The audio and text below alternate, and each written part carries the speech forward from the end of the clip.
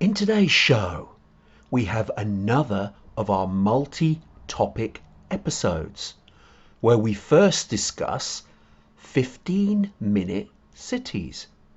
Is it a great idea or a flawed concept?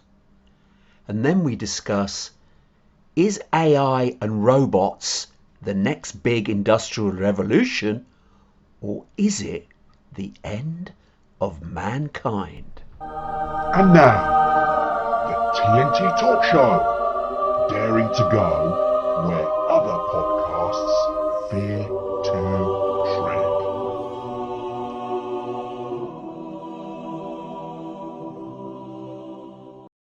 Hello, I'm Tony Fasulo, and I share the stage with my esteemed friend and colleague, Tayo Boya. Tayo, hello, my friend, once again. I hope you're keeping safe and well. What the hell, Tony? What you gonna do, eh? Yeah. Oh dear, I'm not even going to say to you, oh dear, because I understand you've had a bit of a rough day, which is understandable. So I'm not going to ask you to be upbeat. Okay, I'm Well, not going to thank you hassle for you for helping to that. improve my day somewhat. I'm asking you not to be upbeat. Yes, indeed. But I will ask you, however, to say hello to our audience. Oh, good Lord. You couldn't let it go, huh, Tony? Okay, Tony. Hello, audience. Yeah, well, life, what can I tell you? Okay. Remember I was complaining about my wife last week. And the trouble continues, to be honest. She's becoming increasingly difficult to please. She asked me to pass her lipstick the other day, and I accidentally passed her a glue stick instead. And this was 2 days ago, and she's still not talking to me.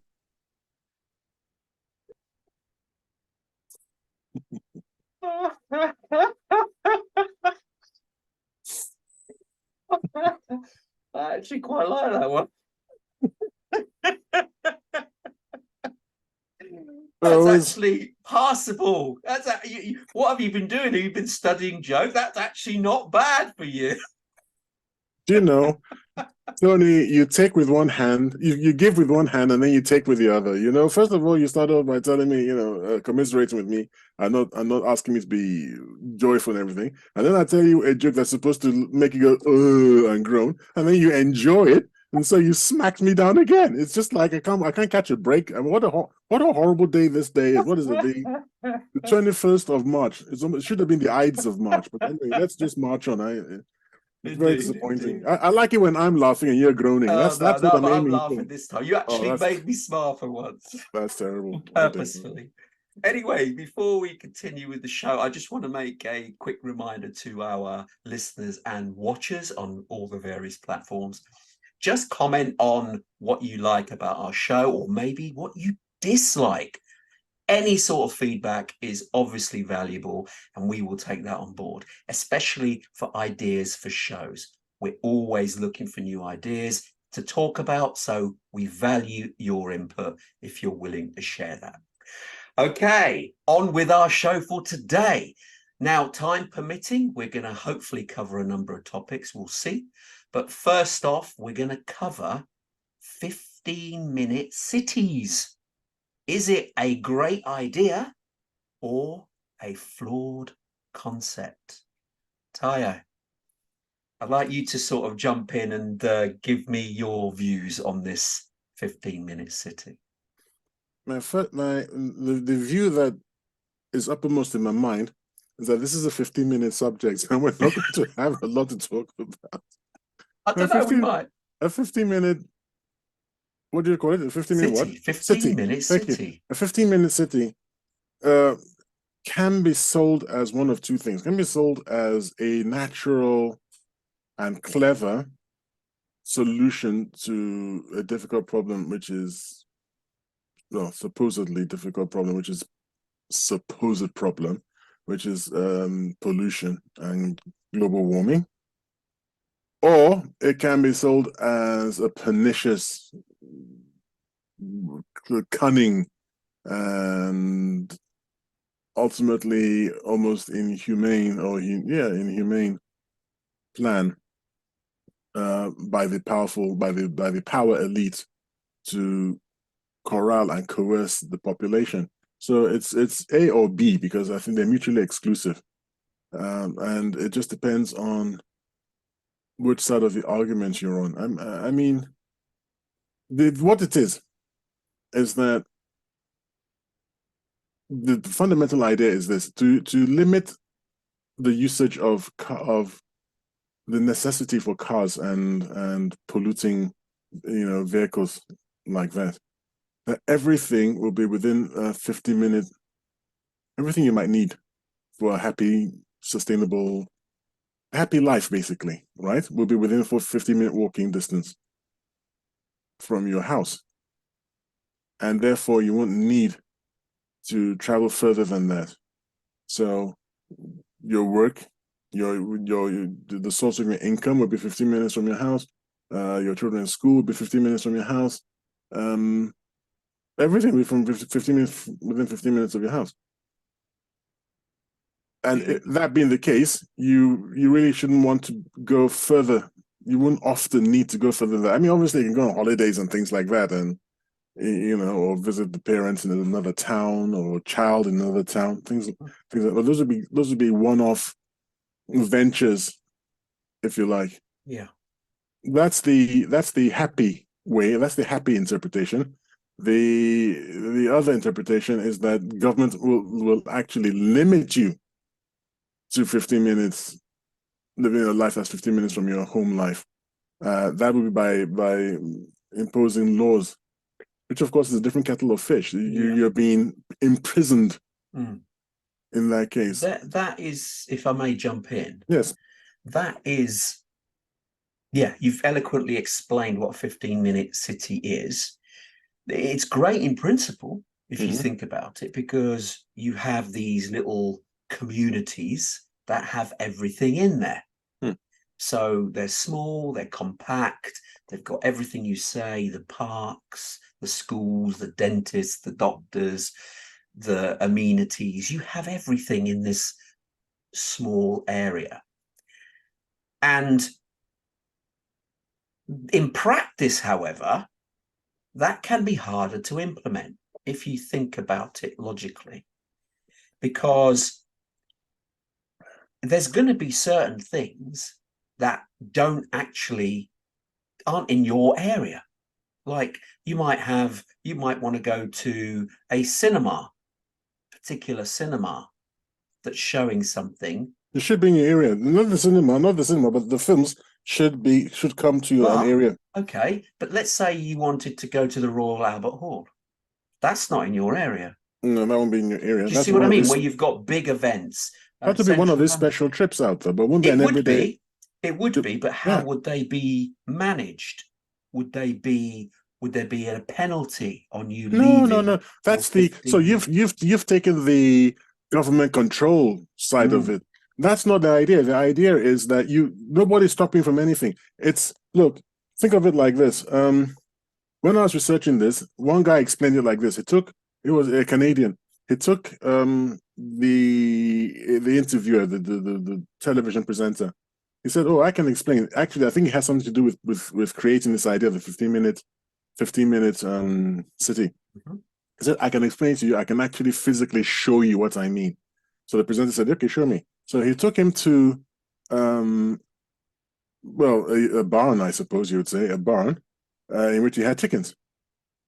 And then he opened up the door, and the chickens, he showed the camera the chickens, and said, "Look, there they are. Do you notice that they don't want to come out?" And the guy said, "Yeah, they don't want to come out." So they don't want to come out because they don't need to come out. They've got everything they need in there. It's nice and warm in there. It's cold out here. They've got food, they've got water, they've got space, they've got every single thing they need. I am not stopping them from coming out. The reason I lock the door is to stop things from getting in. It's not to stop the chickens from getting out. It's to stop things from getting in. That's the only reason I've locked the door. I shut the door. If I didn't need to protect them in that way, I'd actually leave the door open. But obviously, I suppose there's just going to be cold getting in and things like that. So there's a heating bill will go through the roof. Yeah. So he explained that. Then he just come in and he said, "Look, they lay eggs. That's their production.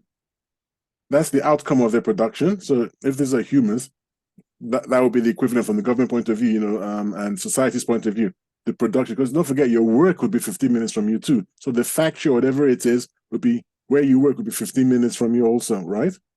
So Okay. you'd be laying your eggs within in your environment, and the government and society and all that would come in and take those away, and then they're tracking food and water and all the things you could need, entertainment, this whatever. But like, if you need a specialist kind of entertainment, a weekend on a barge, whatever it is, yeah, no one's stopping you. It's like off you go. Would you actually want to go if you can have all that within 15 minutes? Think of Milton Right. Keynes.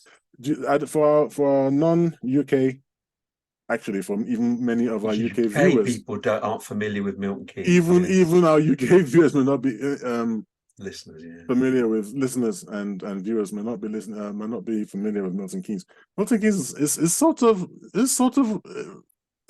like that, because these little communities, which as you're driving around Milton Keynes, it's quite weird. It looks like you're not anywhere. You got these long boulevards, wide boulevards, with trees on both sides, and you're thinking, you're driving along, if you're not familiar, thinking, where is everybody? This is the Great Milton Keynes. There's no one here. Oh, they're there, all right.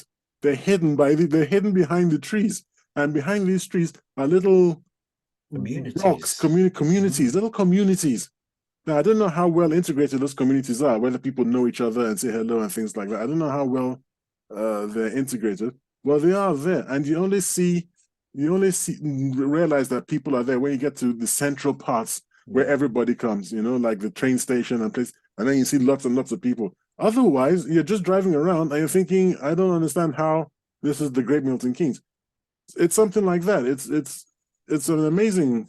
You're absolutely right, because in each of these little communities, there's shops, there's church, there's pubs, there's a few basics. I mean, you're not got the same. No, not the same thing. You would a fully equipped community, but you've got a lot of things in each one. So you've got a corner shop that does a majority of things. You might have a church place, a place of worship. You've got a community hall, and these are prominent in all these little communities. So they're set up.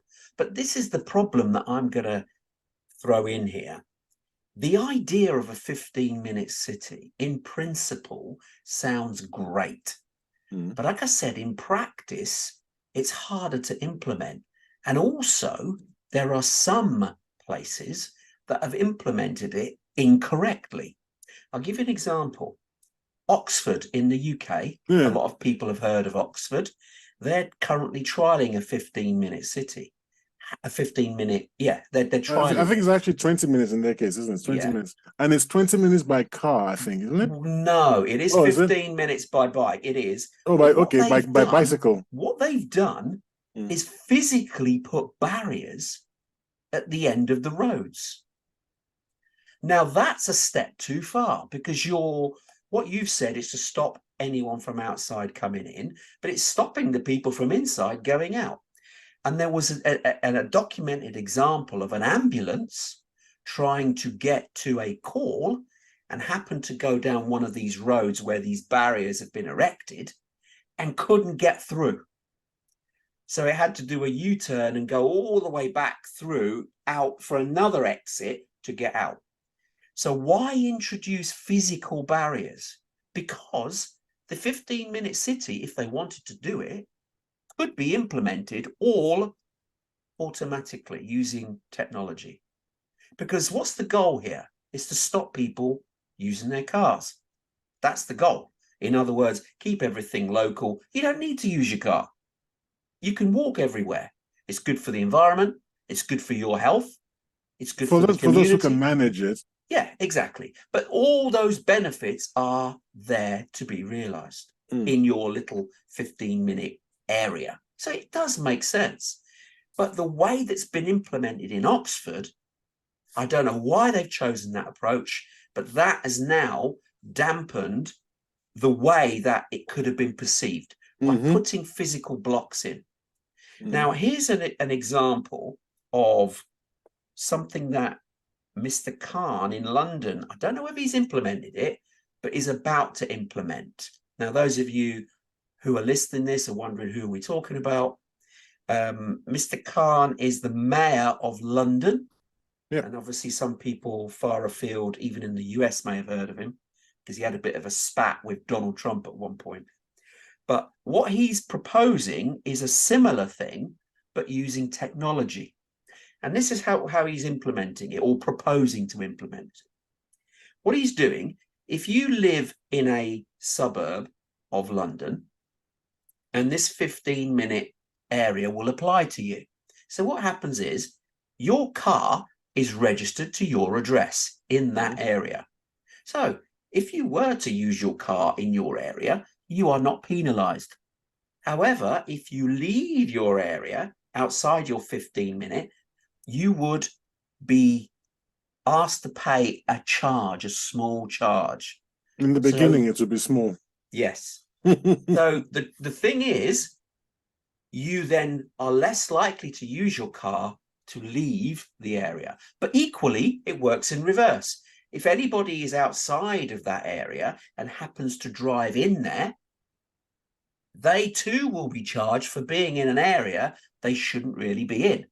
But you have a choice. You can choose to go in or not.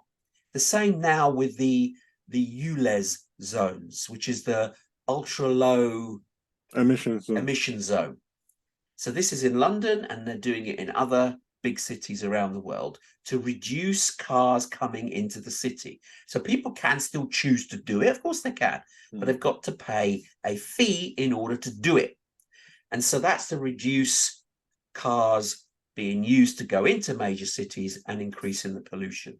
And in so doing, it's reducing the carbon emissions in those areas. And there is evidence to show that that is working. Now, what evidence in which city is it working?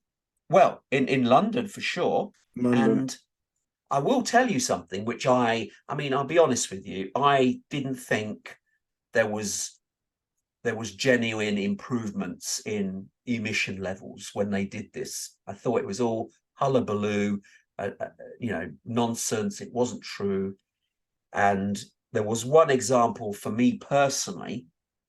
I was traveling up north, and on the motorway in the UK, one of the main motorways, the M1, which comes from London up north of England, there's a stretch that it reduces your speed from the standard 70-mile-an-hour limit down to 60. And it says, due to air pollution. Now, I thought, when I used to do this journey, I'd look at it and go, what nonsense. Why is just dropping it by 10 miles an hour going to affect pollution? Of course it won't. But that's my stupidity and lack of knowledge. I subsequently found out that in that stretch of motorway, there are 4 schools that cater for children under 5 years old. And they were subjected to a higher level of carbon in their lungs and in the area that they breathed because of the motorway, which was a few hundred meters away from them. And by reducing the speed limit of the cars by just 10 miles an hour, drastically reduced the carbon in the air quality that these children were breathing. So it had a positive effect. And I sort of, when I realized this, I was like almost angry because I hadn't been told this information. All the sign said was for air quality. Had there been a proper explanation, by the way, you are directly affecting children under 5 because of your speed. Do you know what? I dare say nobody on that motorway would have been driving over 60. Unfortunately, there were those who were ignoring it because they didn't really understand the real consequences. So in this instance, it absolutely 100% makes a difference. There might have been a black jag that might have just gone. Just gone. Yeah, well, kids should move, man. This is a motorway. Zoom.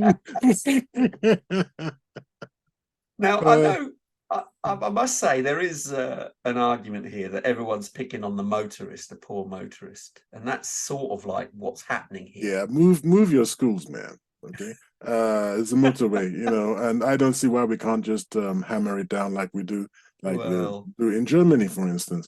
And then the quicker we go past, the quicker we'll be out of your head. Yeah, but right? Yeah, so there's that too. Yeah, there is that. If we go past at 120 miles an hour, we'll be out of your way in no time, and you won't have to worry about any carbon from us. The emissions, incredibly, are affected by the speed of travel, which is incredible. And they actually, strangely, they do actually, there's a limit. What happens is it actually starts off poorly. If you're running at low revs at a low speed, the emissions are actually not good at that level. Just idling your car in traffic jams is pretty terrible. That's really poor. As you speed up, the emissions drop, and it gets to an optimum sort of speed where it's very, very efficient and very low emissions. But as you speed back up, the emissions increase again. And there's a sweet spot in the middle where if we were driving at around 30 to 40 mile an hour all the time, and you're free flowing, then your emissions are actually at their lowest. But when you start off at the low speeds, that's as bad as the high speeds.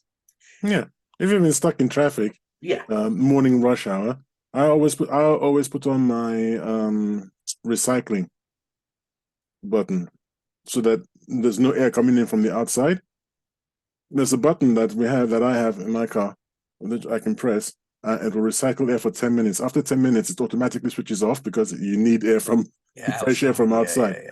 But in traffic, that's what I do, and I switch it on, and it's because I can actually smell the fumes otherwise, and it's really unpleasant. The thing is, you may be protecting yourself, but pedestrians and people who use the roads nearby, they're going to be. No, that's my answer. F them. Get a car, grow up. get a car, man. Rather harsh, I would say. Listen, cars could be. I think this government is not unlikely to survive the next election anyway. But people doing that, they run the risk of running into the same kind of war that American governments run into when they want to implement gun control. I think, speaking as a car owner myself, maybe other people are not like me, but speaking as a car owner, if you start messing around with my car, with me and my car, I think I'd feel the way that Americans feel about you messing around with my gun. And I'd just take a very dim view of any party that supports that. And some parties going to say, no, we're not like that, and they're going to get my vote automatically. And I suspect that would count for a lot of people. So Oxford might be a strange situation because Oxford is a very it's an ivory tower outpost. It's a university town. It's full of sort of egghead intellectuals, people who would sort of they've already adopted so many of these things. They already use bicycles. It's already more or less a bicycle kind of city. So asking them to live by this is no problem. It's the sort of thing that love they'll do. It allows them to virtue signal.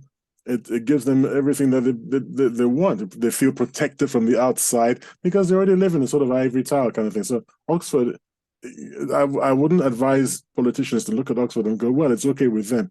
Yeah, they're a special case. Because people in Oxford are kind of special, but in the wrong way.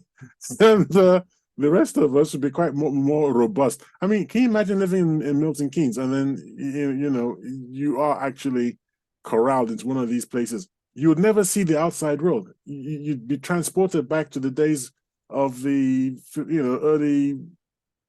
earlier ages where people were limited by the range of a horse. Do you know why towns are about 10 miles apart? Do you know why towns in the UK are around about 10 miles apart? This is the horse range, isn't it? That's the full day's ride on a horse. And that's how towns started out. And a lot of people in those days really didn't know much more of the world than their village. Yeah. because they didn't even have a horse. So if it wasn't within the village, that was it. Um, I mean, I don't think we want to go back to that. no.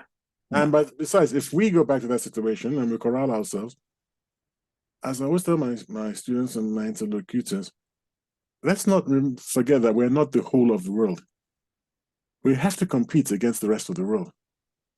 And if we're not able to compete against the rest of the world because we're going to corral ourselves and we're turning ourselves into 15th century serfs, right? We'll be very surprised when people with superior technology hove into view and say, this land is ours, just like happened to the Africans and all the other people who had no technology when the Europeans showed up in the 15th century, I think it was.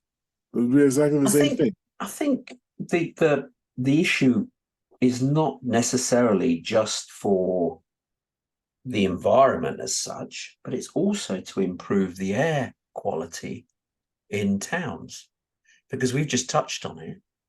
The air quality does, become poor with more vehicles, fuel burning vehicles on the road. So even though, I mean, we touched on it on a previous show about electric cars, they are just as pollutant as CO2 as some modern cars, if you look at them in the scale of it, because you look at the batteries and the production and all that. However, the one thing that differs between the two is the air quality. When you have a city scenario and you have a lot of cars together, the air quality diminishes and it creates secondary illnesses with breathing, children affected, etc., etc. Old people getting affected as well. So if air quality can be improved, then that's a bonus regardless. And since the advent of the removal of leaded petrol to unleaded, that was a shift. It did improve air quality. We're just making more inroads into the quality of air. On the scale of things, no one is going to, I'm not going to argue against measures which are calculated to improve air quality. I mean, I need air too. So it's in my interests. It's in my interests to support such measures. The problem lies with the balance between implementing measures to protect air quality and then trampling all over my freedom of movement. Absolutely. Because freedom of movement is one of the more fundamental worries of most humans. Freedom of movement, freedom of speech, freedom of action, freedom of thought. These are pretty fundamental. After all, what is prison? What is prison but a restriction on a person's freedom of movement? Yes. This is more or less, it's pretty much in our society the ultimate sanction, now that we've done away with the death penalty. Yeah. So really, if you are just you're increasing the range of my prison, yes, 15 minutes around me, but it's still a prison. Well, and I haven't done anything wrong. I'm going to say it's for my good. Okay. All the bad things in every single pernicious law, in my opinion, is always sold as it's in your interest. Yeah. Yeah, well, it might be in my interest, but thank you for loving me and being worried about me. But I don't want you to worry about my interest to that degree that you're actually harming these other areas of my life, which is, for me, freedom of movement. So think about something else. Maybe let's improve our exhaust emissions, pipes and things. Yeah. Work on technological solutions. That would be great. Don't try to stop me and stop my car. Well, if things could be improved, you're right. Let me give you some figures here.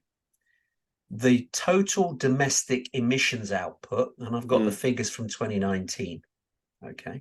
Yeah. Is 454.7 million tons of CO2 emissions. As a country, 454 million cubic tons of CO2. Right. Okay, which is a significant amount. Of that figure, transport is now the biggest. It never used to be energy. energy was by far the largest polluter of CO2 emissions, by far. But that has come down because coal stations have been retired and have been replaced with other means of generation. And so energy is 21% of the total output now and falling. So transport is 27% of that total. So any reduction in all these figures are going to be beneficial to our air quality across the whole country.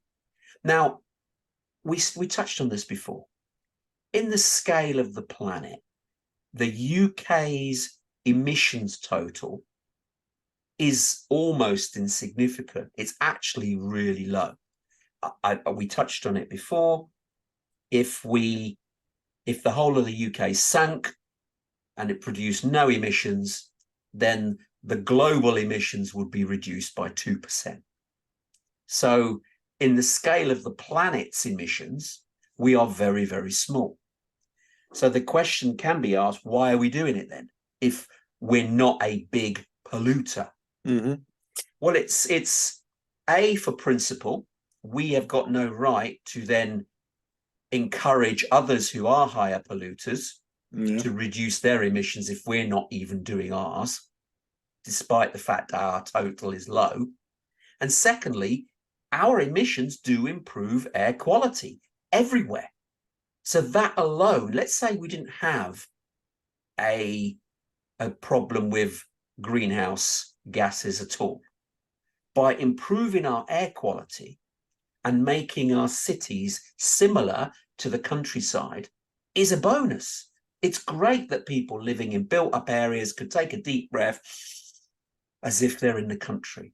But they don't have that luxury purely because the air quality in cities is nowhere near the same quality as outside. Have you been into the country recently? Well, I live in the country, don't I? Well, So. I've been to your house and country-ish. Yeah, I have fields just literally 100 yards away. So yes, I live in so the country. maybe you're used to it, but I'm a city dweller. Okay. And when I go to the country, I go, I really, ooh, what's that pong?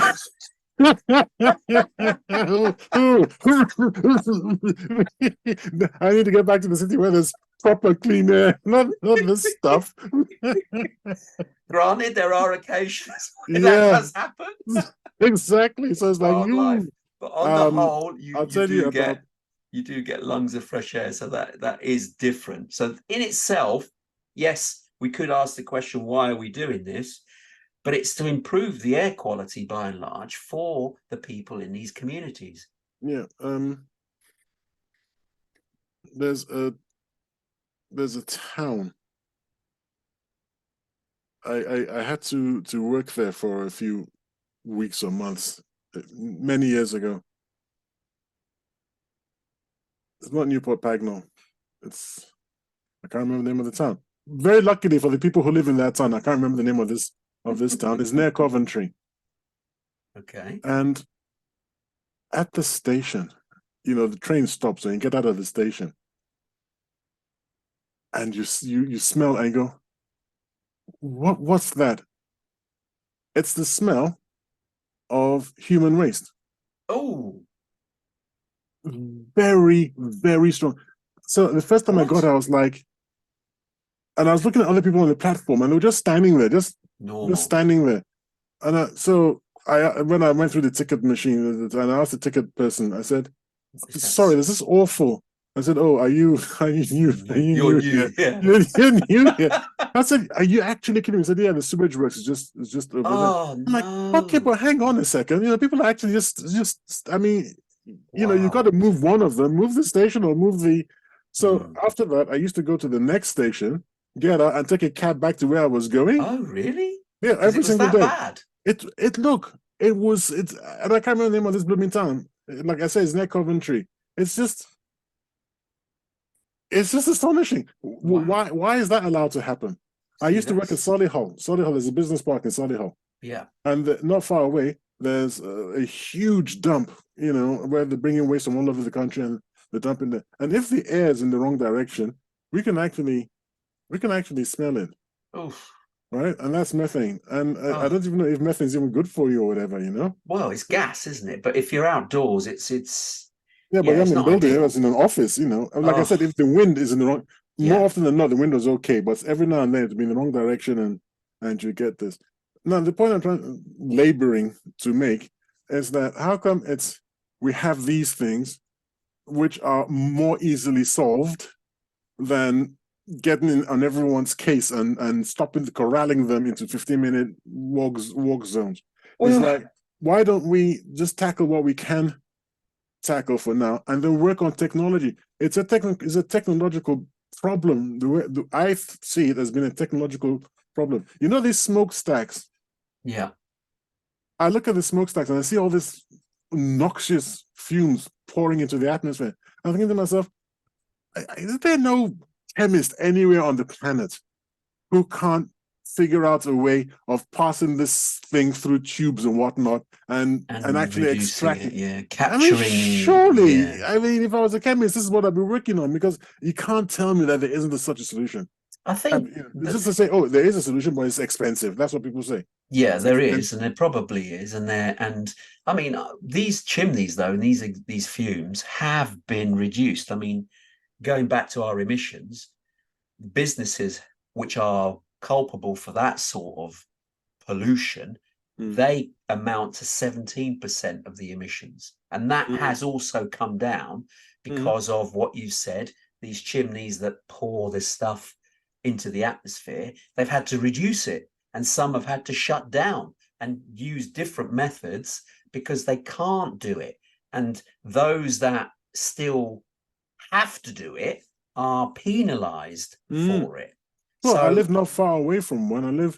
I'm not going to mention the name of the company because it's not fair. It's not fair on them.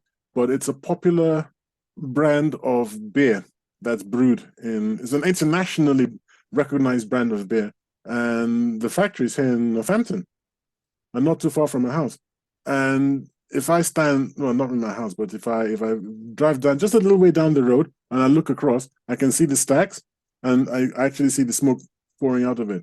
But they're little stacks compared to some of the big driving ones, past some power plants, and you see this great belching smoke, towers of smoke just rising up into the air, thinking that can't be good. That can't be good for the environment. no. If you take the train from Towcester, which is a town in the Midlands in in the UK, if you take the train from Towcester to Nottingham, right? You go past the town where there's a lot of power generation, and you can see these things belching out all these fumes into the air, and then you understand. On the other hand, when I was growing up, I remember in the UK that one of the things that my childhood memory of when you say the UK in London was the smell of burning coal. Yeah. So that's how old I am, guys. That in my memory, that's what the trains were belching this stuff out, and Houses. sorry, and houses. Mm. And there was one occasion when I got home from the train station, and I'd been sticking my head out of the window, and I didn't know. I got home and I in the bathroom, I looked in the mirror, and I had a ring of black soot Around your around nose. my nostrils. Mm. And that was pretty amazing. After that, I never used to stick my head out of the window. I never used to stick my head, but But that's how much pollution there was in those days. yeah, And compared absolutely. to what we have now, it's like, oh, you namby pamby whatnots. I mean, you can breathe. I mean, I survived those years, and I'm sure we'll But survive these too. but there was a lot of people who didn't. It's like Mm, fog. mm, Fog. mm, When you mm, had fog, especially in the mm, autumn time of the mm, year, mm. mixed in with smoke, created smog. Yeah, And that actually killed many, many people I didn't know because that, it by the way. created, yeah, once you started coughing in a smog environment, it was a killer. No, I So didn't know that smog meant the mixture of fog and smoke. With smoke. I didn't with smog. Yeah, I didn't know smog. that. I thought you said with moisture. Was it with moisture or with Well, smoke? it's all combined. It's because you've got the fog in the air. You're belching out smoke. It mixes and creates a smog, and that lowers it. It doesn't go up a height. It brings it down to where people are walking, and you cannot breathe.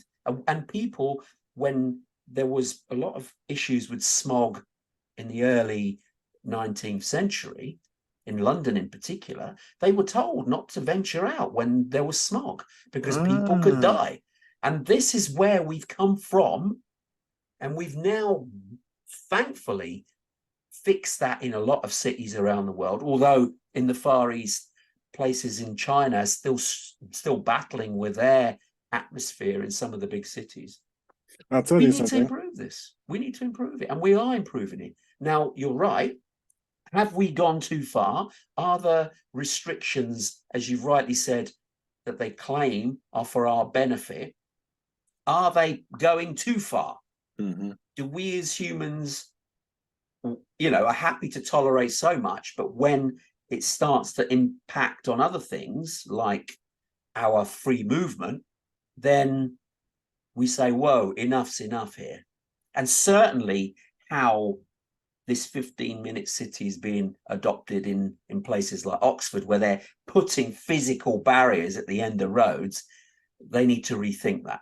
That is not something, in my opinion, is good for the residents in that area at all, and certainly something that needs to be rethought. I would be one of those people who'll be on the streets protesting if they try that. I think it's so serious that we can't allow ourselves to tolerate this imposition on our freedoms. It's so serious that I would actually march on the streets. And yeah, Tyre's position and everything is you got to reach for the old pitchforks and torches at some point in time. When the ruling elite don't want to listen, sometimes you have to be a bit forthright.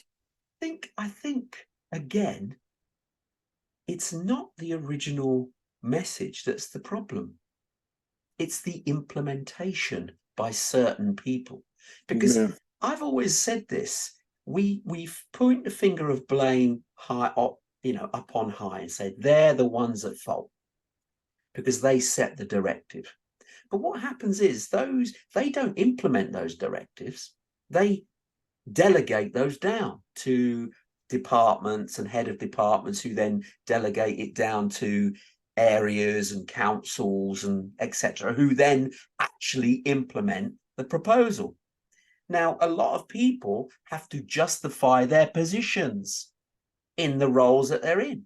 They don't just blindly action what they've been told. They want to add some value sometimes. So it makes it justify, their job is justified to their superiors. Oh, you know what? I'm going to take that directive. I'm going to add my slant to it. I'm adding my value. You know what? I don't think we should just stop people with signs. We'll actually block them in. That'll make sure that they don't go down there. So these proposals that come from on high, they've been misinterpreted, or they've been steered by the individuals in a different way and haven't been implemented quite as the people at the top would have expected. So I think having a tighter handle on how the implementation should occur, rather than keeping it vague, make sure that your proposal is kept in a functional manner.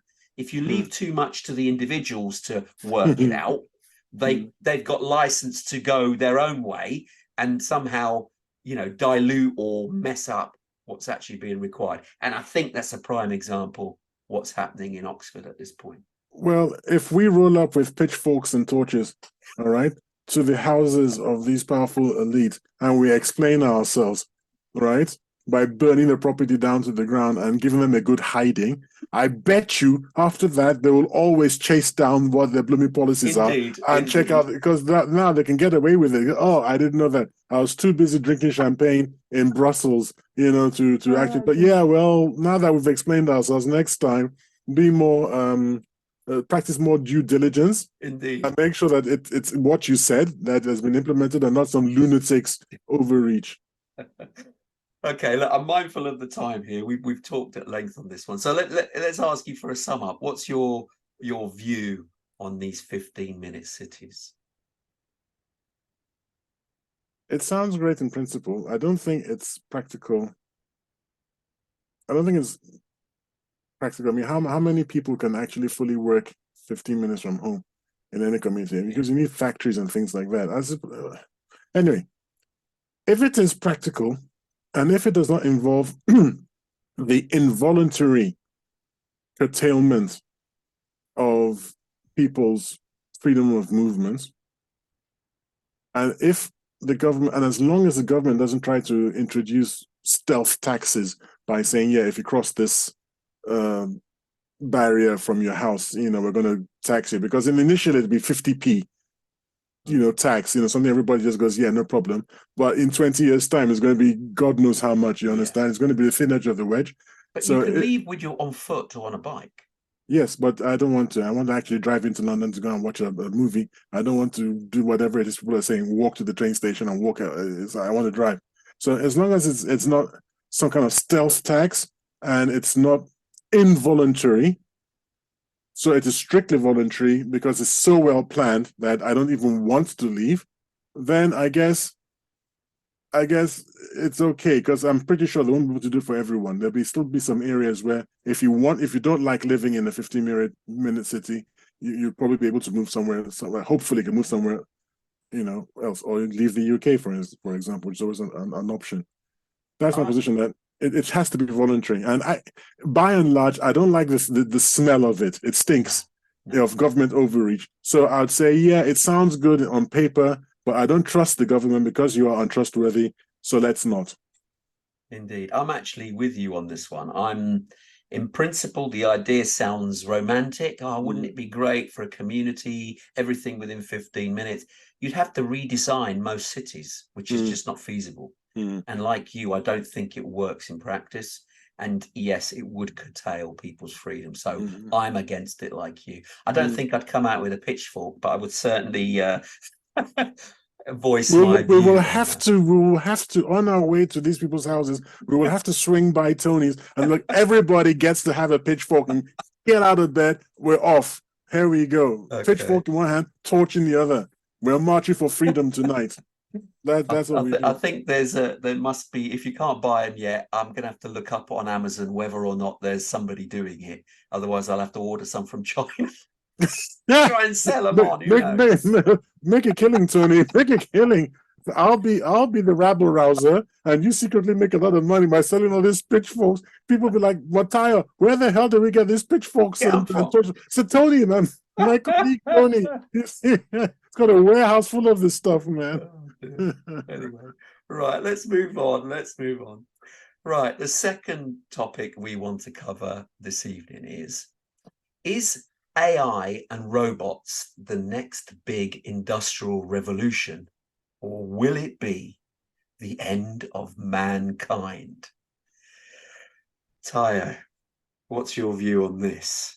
I don't feel qualified to speak about this. I've done very minimal research on this, as usual. The thing is this Chat GPT, this new AI. First of all, let's get rid. I mean, for our listeners and viewers who might not be au fait with what this is, they with what this is. An AI is not really an intelligence, okay? It's a set of algorithms which mimics intelligence. So let's get out of the door. It's not true intelligence. It still essentially does what it's told, essentially. It's a massive oversimplification, but it's important that you don't get carried away with mental images of Skynet from the Terminator or other similar movies. So that being at the forefront of everyone's understanding, this ChatGPT is a particular engine. It's an AI engine, and it's making quite a lot of waves because it's doing quite well for what it does. For instance, it can write software for you, apparently. It can write essays for you, and these essays are supposedly indistinguishable from essays written by humans. And as a writer, freelance writer, obviously it's quite worrying for me because people don't need to come to Tayo anymore and say, could you write this article for me? They can type it into this program. You can actually say this, if you've got the blows of my, I've got my portfolio online and it's public. So you could actually tell an AI, analyze the samples on this portfolio, and in that style, write me an article, on this topic. So what would you need me for at that point? Yeah. And when it comes to robotics, I mean, robots have already had such a massive impact on manufacturing already. Yeah. And if it gets cleverer and cleverer, if the robots get cleverer, they'll have an even greater impact. Okay, so there are certain things that humans still have to do. Strangely enough, especially in weapons development, I didn't know that until this reading up on the Russian-Ukraine war and weapon supply issues.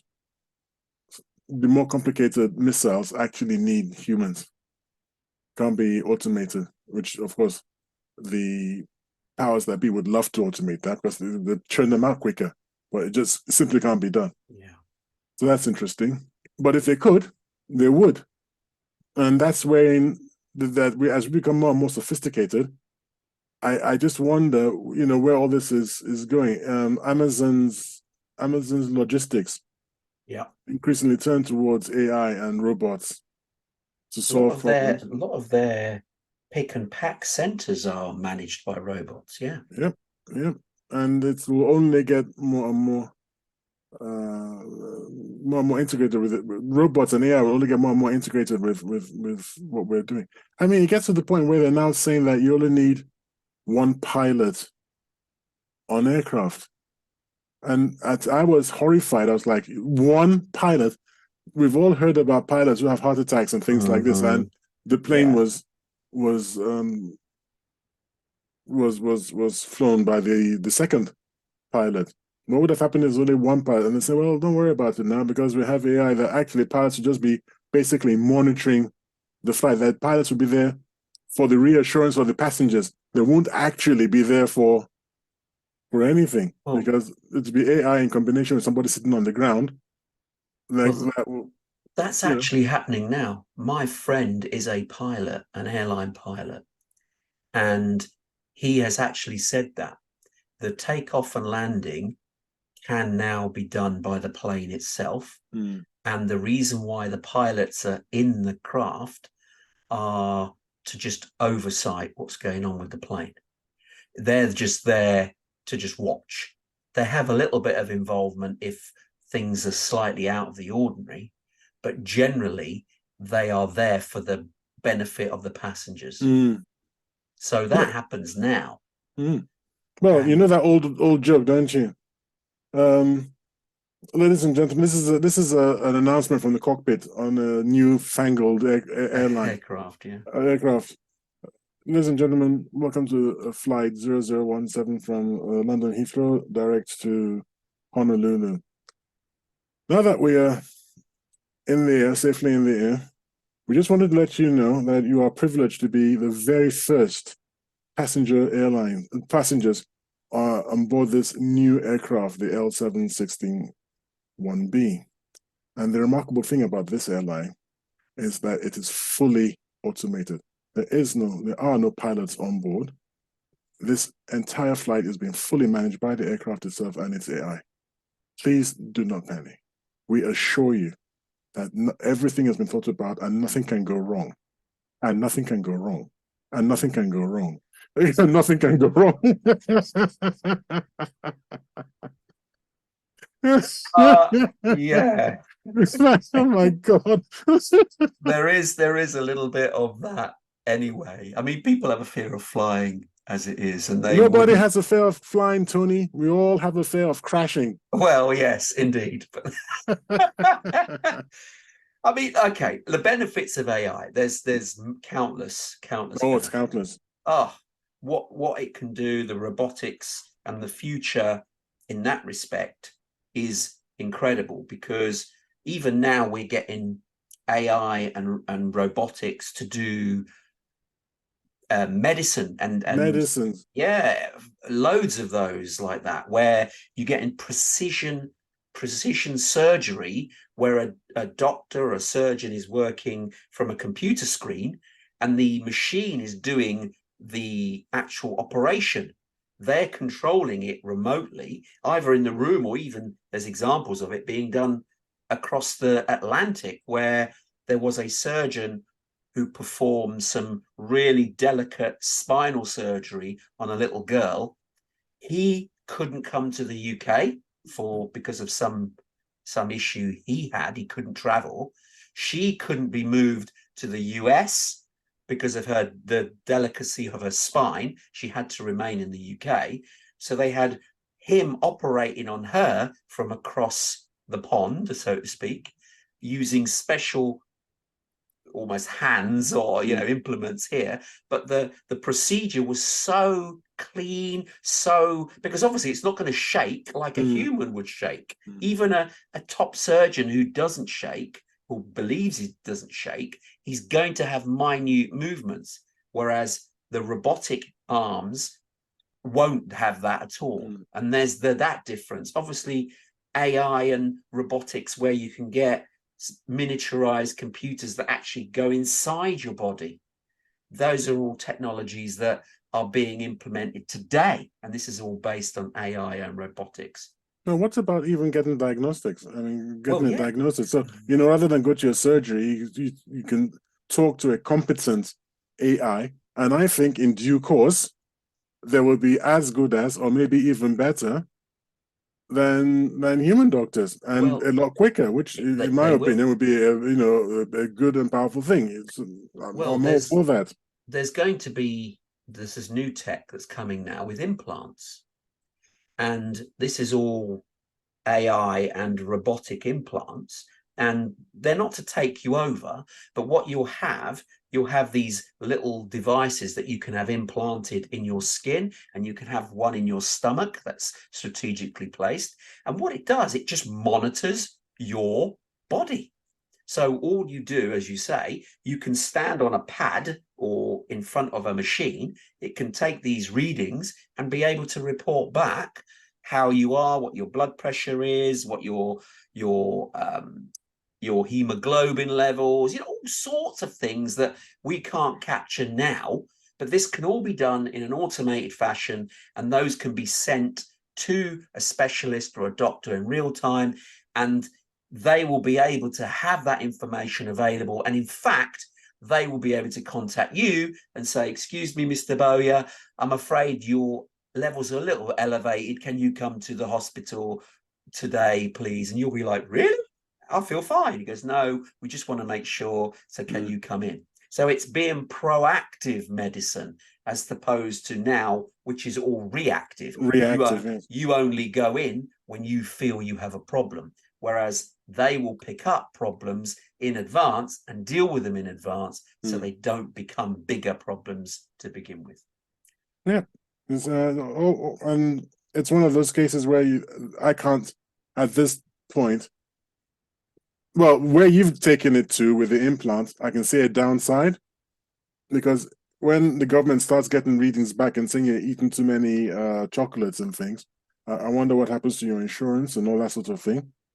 Well, it could be an issue now, is it not? Well, unless they're looking at your credit card. I mean, you can always buy chocolates with cash for now. So, no. But I'm saying that if you've got an implant in you that's giving them telemetry, on sort of real-time telemetry, who knows what they'll... Because people get information and they misuse it. It's amazing how access to information almost inevitably leads towards an overreach in power. Just because you know of what you didn't used to know, you somehow feel that you have to do something with that information, rather than saying it's just new information and it's for the doctors to worry about. But then the doctors will stand up and go, well, we can now tell when somebody is eating far too much glucose or whatever, headed towards diabetes. So why should we let it get out of hand? Why don't we just... It's all about control at the end of the day, isn't it? We know what's best for you. And your decision to go to hell in a handbasket is no longer your decision. Well, I think what would happen is whether people would choose to have that level of monitoring. So, for instance, let's say I'm susceptible to a certain alcohol. I'd want to limit it. I can't limit it myself, but it would be great if something in me would prod me and say, "Oi, you've had a bit too many there." I've set that limit and I've approved the doctor to make sure I don't go over that limit. So if that limit is reached, the doctor can say, "Oi, Tony, can you stop now? You've set this limit." Not that they will arbitrarily say, "Oi, you've had too much," but it's a limit that we sign up to. And we already know the limits. We already know it's 25. We do, but do we sign up to units. them? Well, then the doctors would say that according to the latest research, that's what they'll always say. According to the latest research, you should be drinking 21 units a week, and you're going over that. So, according to the government's new edict, we are going to have to stop you from going over that limit because it's bad for you. That's what I'm saying. This is what happens. This is, and I can definitely see it. It's always a danger with governments that they get a whole lot of information, and then somebody somewhere wants to be, a goody two shoes, virtue signaling. Mass surveillance is the problem. Yeah, you can't get around it. I mean, look at the Chinese social credit system. Oh, that's terrible. That's awful. But they don't even know. No, okay, yeah. Go on. Well, those of you that don't know the China's social credit system, I mean, do you want to explain for our listeners? No, you're better at this. I will say something. I will add something when you finish. Well, they're already... The privacy there is no privacy. You literally... This expands mass surveillance to the nth degree. Let's be honest. Do you know it's voluntary? Yeah, but they feel they have to. No, they don't. No. They have this app. They've got this app. I forget what it's called. Is it Weibo or something? Weibo, yeah, I think you're right. Weibo. They've got this app. And on your phone, you've got everything. And it's like the chickens. It's so convenient. You get paid on your phone. You spend on your phone. You book tickets on your phone. You do everything on your phone. And never realizing for a second that you're giving all your information away. They know, the government know exactly who you are and how you operate. Where you are, move from what you do. They know. And actually, it's because the video that I was watching, the interviewer from the West said, "Do you actually have any cash on you?" And the answer was no. What would I? What the concept? Yeah. What would I need cash for? And then the interviewer would say something like, "Well, if your phone is switched off," and then the person would go, "Why would my phone be switched off?" And then it's because the government switches it off. And then the person was like, "Oh, ooh, ah, they're only just now thinking to themselves, that would be kind of inconvenient. Inconvenient. Your entire life is on that. Like walking up to. I mean, they've got so much on it that you walk up to. I wouldn't say an apartment, with locks and things, and you just present your you got to unlock it first with your thumb or whatever it is, and then you present your phone, and then you're in. So you maybe can't even get into your apartment or something. Or it's and then you get onto lose that device, or you drop it, it smashes. Then what? I suppose you get another one very sharpish. Yeah, but if it's got everything on it, it's incredible. Honestly, it's just bonkers. They have gone to the nth degree, but the population have got so. That not mollycoddled, because that's not the word. Inured, I think is what you're looking for. They've come so inured to the they just got dangers used to of it it. and they just They believe don't it and see it. accept it. Yeah, it's incredible, absolutely incredible. But that's not the social credit system. That's something else, which you were going to explain. Well, the social credit system, they get points, don't they, Mm. for how they behave and what they contribute to society. And those points accumulate and gives them access to certain things and gives them no access to other things because they haven't actually contributed enough. And that's scary. So it's a live, real-time point system, a bit like, I mean, if we had to liken it to something, It's a video game. well, It's like a could video be. game. Yeah, It's like a could be. simulation. It's like a sim world or something. Yeah. But you are a living avatar.